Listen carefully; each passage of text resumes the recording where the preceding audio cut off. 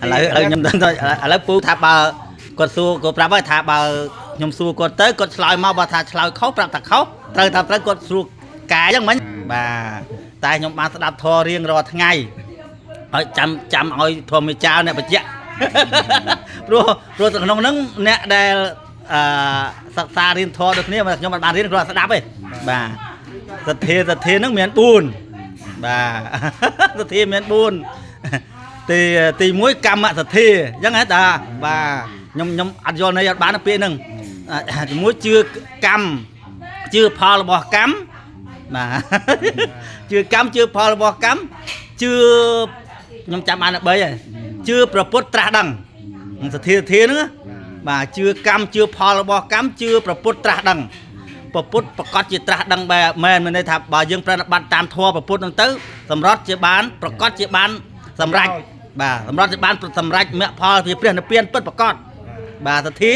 ហើយហេតុដើម្បីដំបងបើគ្មានសទ្ធានឹងទេទៅចាត់ធម៌ពុទ្ធនឹងអត់បានទេ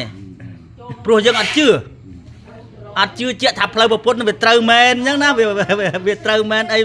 វារួចផុតទុកមែនអញ្ចឹងណាបាទឥឡូវមកសួរធម្មចាម្ដងគាត់បានសិក្សាបាទ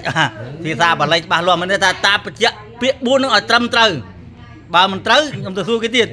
បាទតាជួយឆ្លើយយកចាំឆ្លើយពីពាក្យថាសទ្ធាសទ្ធាគឺជំនឿជឿ